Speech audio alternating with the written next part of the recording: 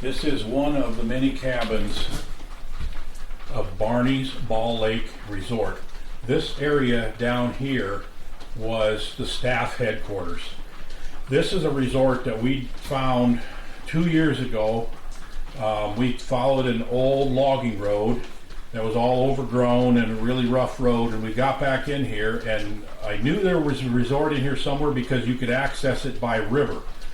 Well, we came in, we found the resort, we looked around, and it was just fascinating to see a resort that's been sitting completely empty for many, many years. And a lot of the things that are left here are like when they just walked away from it 40 years ago or more, and it's really amazing. So you're gonna really see some cool stuff. Now, on this is part of the English River system, and if you go about a mile or a mile and a half that way, you come to a waterfall, so you can't get that way by boat. But if you go about 6 or 8 miles downstream, you come to a native reserve, and there's boat launches there. So there are boats that go by on the lake and the river here in front of this resort. But this is a resort that was a huge attraction in Northwest Ontario in the 50s and 60s, and up until the 1970s, when they discovered that there was mercury in the water, and they told people not to eat the fish. The resort eventually closed down, and the guy who started it and came out here, his name was Barney, and you can Google it and do some research, as I did since the last time that we were here. I just wanted to share this with you because it's really, really fascinating. Now, they had dozens of airplanes flying in and out of here. They had people coming and going all the time. Hollywood celebrities and famous people were coming to this resort. It was a big hub of activity, and they have a huge dance hall, which you're going to see here in a little bit. Lots of cabins and a huge kitchen and everything like that. And this section that we're in right here is separate from the main camp, because this is the staff headquarters down here. These cabins and things down here were where the staff lived. So it's pretty fascinating. We're going to take you on a tour of this resort, and I think you're going to be really amazed at the way things look, even though they have been, some of these cabins are in really good shape, even though they've been basically sitting empty for close to half a century.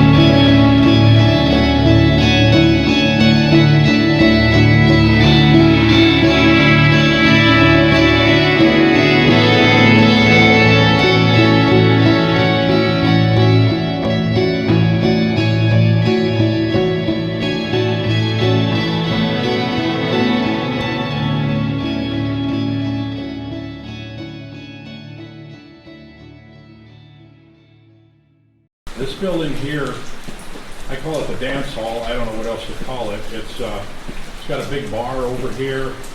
It's huge, and it used to be just full of people and tables and people chattering and laughing. And if you think about that, it's just kind of amazing to see it right now.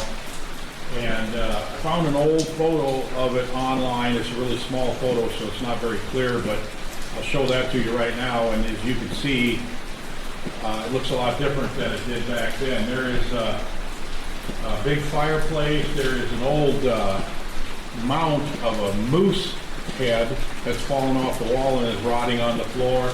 We've got a ginormous map of Canada back here. That's really cool. So many cool things in here, and just such a crying shame that it's no longer in business.